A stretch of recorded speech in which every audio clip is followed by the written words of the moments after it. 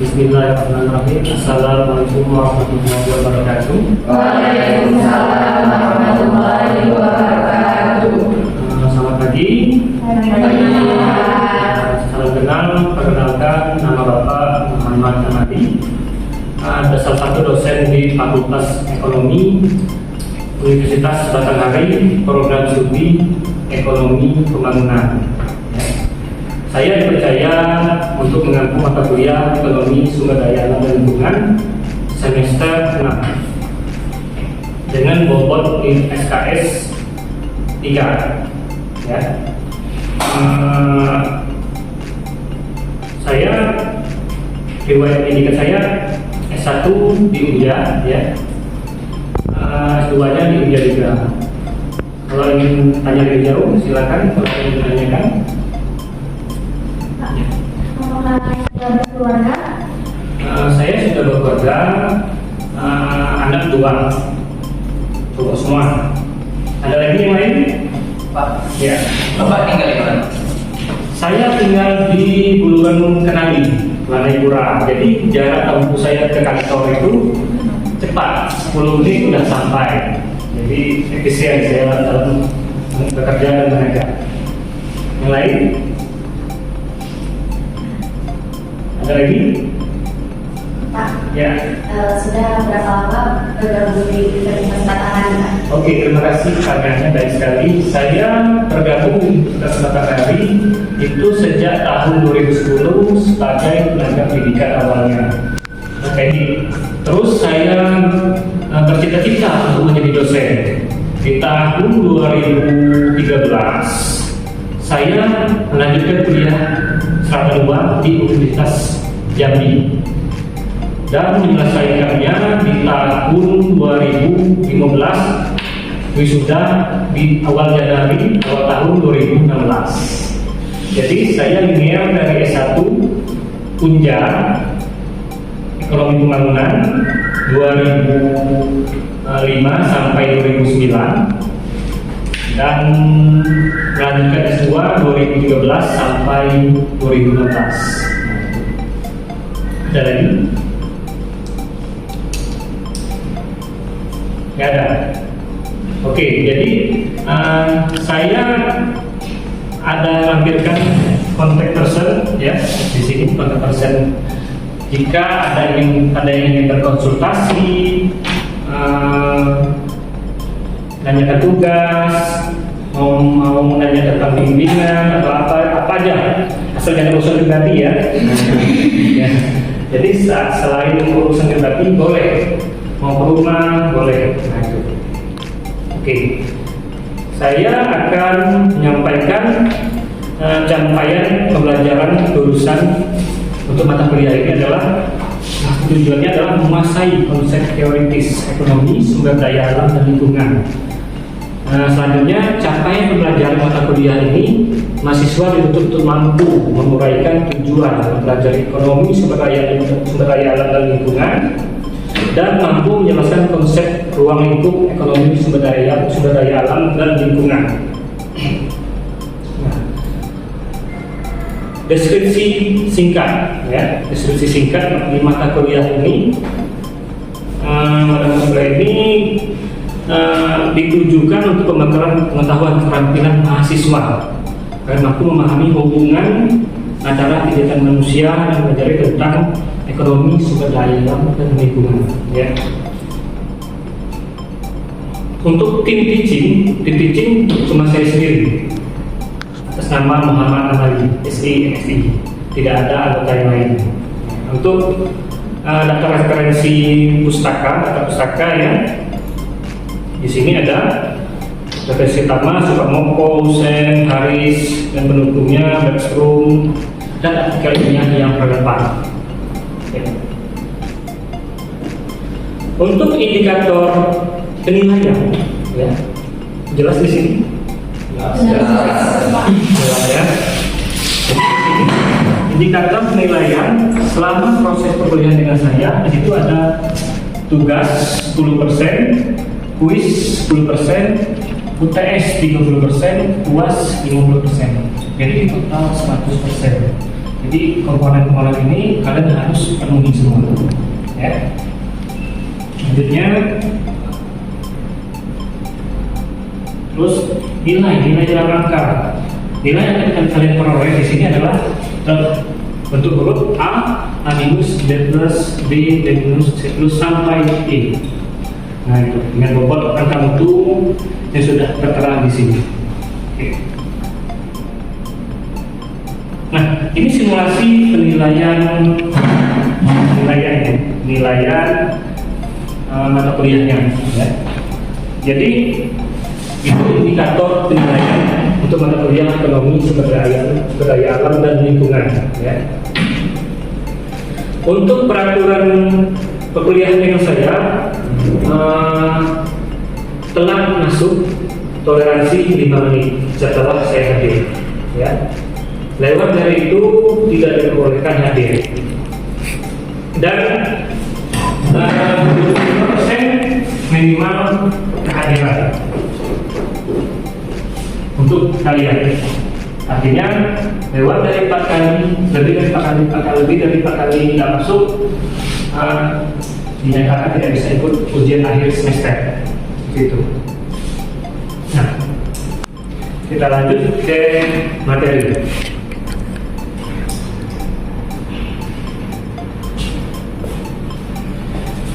Materi hari ini dengan tema peran SDA dalam pembangunan ekonomi. Oke. Nah, sebelum kita masuk ke dalam materi lebih dalam, kita harus tahu dulu sumber daya alam. Nah, sumber daya alam di sini kita lihat dulu. Dari sebelum sumber daya alam itu kita mundur dulu lingkungan, ya, lingkungan.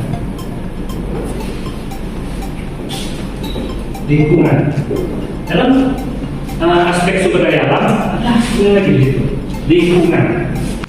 Lingkungan di sini tentu ada dibaca di fisik. Kedua adalah kelembagaan. Ya. Nah, bagaimana kita melihat lingkungan dalam aspek fisik? Ada yang tahu?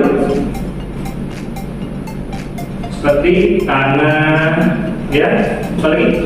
Air, apa lagi? Tanah, air, energi surya, ya, energi surya, apa lagi? Ayo, apa lagi?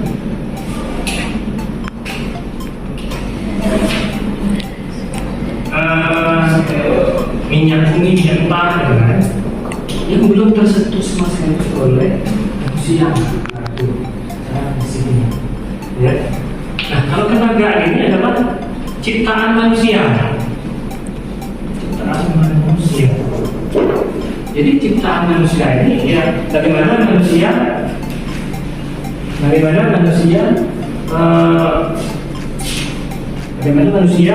dalam mengelola lingkungannya, ya, mengelola lingkungannya. Misalnya suatu daerah mereka mendapatkan suatu usaha, nanti di lingkungan itu di mana mereka mengelolanya agar tidak mencemari lingkungan sekitar. Ya, itu secara umum. Oke, lanjut lagi. Pengertian SDA di sini bisa bentuk dibaca, Adinda? Pengertian sumber daya alam yaitu segala unsur lingkungan, biotik maupun abiotik yang bermanfaat dan digunakan oleh manusia untuk memenuhi kebutuhan dan keinginannya, baik kebutuhan primer, sekunder, dan tersier. Oke, kita lihat di sini SDA secara umum ada primer, ada sekunder, dan tersier di sini. Ya. Primer itu apa? Kebutuhan pokok. Ya, untuk pangan. Nah itu. Jadi sebenarnya lebih tepatnya dia itu belum masih dikelola dalam bentuk pangan. belum dimasak, belum bisa dimakan lagi ya. Nah, gitu. Misalnya tadi apa lagi, jagung, ya, ada. Contohnya. Terus sekunder itu apa? Secondary. Itu artinya kayak bahan bekas yang nggak bisa digunakan, rupanya masih bisa diolah lagi untuk digunakan. Ya. Terus apa lagi? Ada lagi nggak yang ada di benak kalian? Selain itu, pakaian, kan bahan baku pakaian itu apa? Sebelumnya dari BK. Benang, ya, dari benang apa? Ada keterkaitan di situ, ada keterkaitan, ya, keterkaitan di situ. Terus kasir itu lebih ke jasa yang digunakan. Misalnya hotel menggunakan selimut, menggunakan pakaian, menggunakan sendal. Betul ada keterkaitannya dengan sekunder dan primer. Keterkaitan di situ. Lanjut lagi, pengertian ilmu ekonomi SDA. Nah, di sini kan disebutkan memperhatikan baik rencana maupun penilaian, nanti kebijaksanaan sumber daya alam. Artinya kita di sini melihat secara rencana mutlak, rencana AMDAL, ya kan AMDAL tadi. AMDAL ini kita melihatnya secara bagaimana proses pembangunan di wilayah yang akan ditentukan tadi, lebih banyak mencemar lingkungan sekitar atau lebih banyak menguntungkan secara prinsip menghasilkan produksi barang dan jasa tersebut. Nah, di situ tujuannya. Ilmu ekonomi sumber daya dan lingkungan, bagian dari AMDAL ini. Nah, kita lanjut ke pengertian sumber daya alam. Bisa dibantu baca Irsan? Ya. Sesuatu yang masih terdapat di dalam maupun di luar bumi yang sifatnya masih potensial dan belum dilibatkan dalam proses produksi untuk meningkatkan tersedianya barang dan jasa dalam perekonomian. Oke, terima kasih. Irsan ya namanya ya. Oke. SDA ini jadinya apa? Belum dikelola, betul. Budi, bagus. Belum dikelola. Artinya belum ditemukan, masih murni, belum ada sama sekali dikelola oleh tangan manusia. Nah, bagaimana perbedaannya dengan bahasa SDA? Coba dibaca Bella. Bahan SDA sumber daya alam yang sudah diambil dari dalam atau permukaan bumi dan siap digunakan serta dikombinasikan dengan faktor-faktor produksi lain sehingga dapat dihasilkan barang baru yang berupa barang dan jasa bagi konsumen maupun produsen. Oke, terima kasih Bella. Nah, artinya bahan SDA ini kan secara kontras perbedaannya dengan SDA. Menghasilkan kuncinya, quote-nya itu ruangan baru. Ruangan baru itu seperti apa contohnya? Minyak bumi. Minyak bumi itu maksudnya yang sudah diolah, ya, bukan minyak bumi yang mah terlalu rancu sih. Seperti bensin, pertalite sudah jadi berbentuk pertalite, sudah jadi berbentuk pertamax, sudah jadi berbentuk dexlite dan lain sebagainya. Dan apalagi selain itu, gas alam itu kan belum, kan masih belum bentuk pemurnian bisa digunakan manusia. Tapi setelah itu dijadikan seperti untuk rumah tangga, gas untuk rumah. Dulu kalau zaman saya kecil dulu minyak tanah untuk kompor sudah bisa digunakan, nah, gitu. Tapi seiring waktu, seiring teknologi berkembang, minyak tanah sudah jarang untuk digunakan. Nah, gitu. Ada lagi bisa kasih contoh? Emas bisa diperdagangkan kalau sudah diolah bisa. Apalagi? Batu bara ditemukan apalagi di kota Jambi, khususnya di provinsi Jambi banyak sumber daya alam tentang batu bara. itu tadi ya, batu bara. Tapi lihat juga dampak dari pencemaran dari batu bara ya. Namun berbanding berhubungan positif ya kan?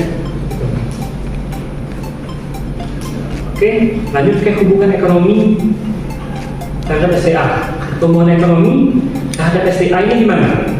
Negatif atau positif? Negatif. Negatif ya. Nah, ini bisa digambarkan dan digambarkan di sana. Ya, silakan pesan.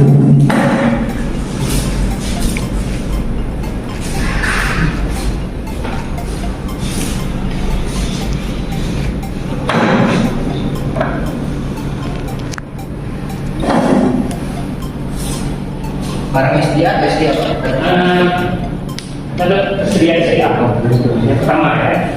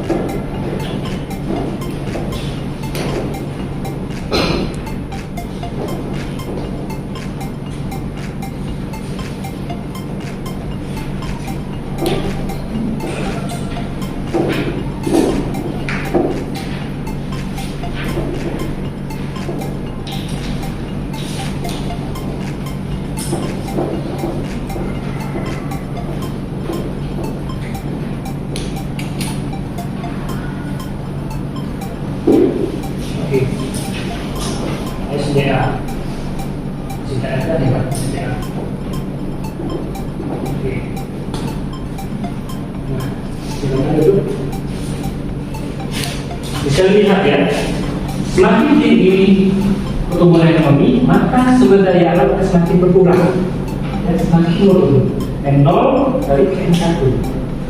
Nah, sebaliknya, kalau hubungan pertumbuhan ekonomi dengan barang sumber daya alam berhubungan positif ya, semakin tinggi pertumbuhan ekonomi dengan barang syariah, maka barang sumber daya semakin cepat dikuras diambil ya, itu tujuannya. Nah, bagaimana dengan hubungan pencemaran dan pertumbuhan ekonomi?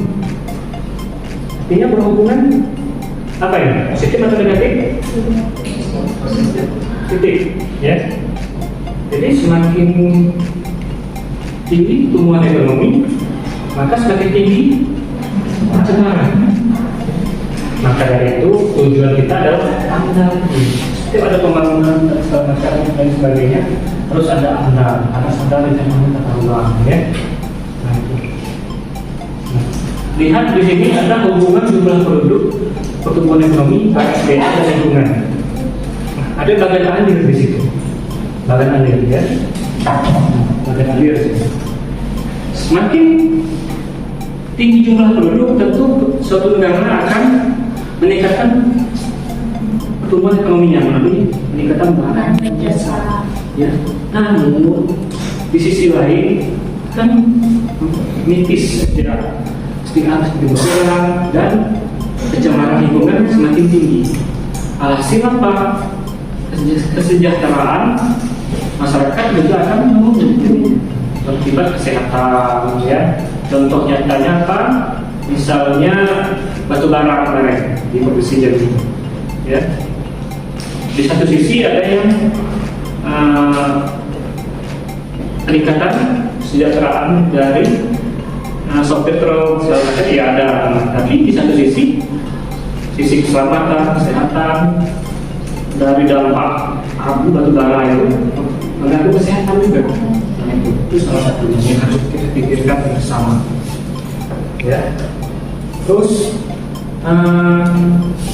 Saya akan memberikan tugas secara individu ya, untuk kelas ini terkait isu tentang SDA. Ya. Isu ini ada 7. Yang pertama, berapa lama dan bagaimana kehidupan manusia dapat terus hidup di bumi ini. Lokasi persediaan, sejarah pergeseran sumber daya, kebijakan penggunaan SDA pada masa lalu, semakin bergantung pada SDA, keadaan lingkungan dan mekanisme pasar. Bikin presum tersebut dan nomor dikumpulkan minggu depan. Dikerjakan secara individu, artinya tidak boleh bekerja sama. Sampai di sini paham? Ada pertanyaan? Oke. Untuk pertemuan hari ini akan saya tutup dengan pantun. Tetangga baru namanya Iman. Punya anak namanya Oda. Mohon maaf jika ada kekurangan. Jika ada lebihnya tidak usah dikembalikan.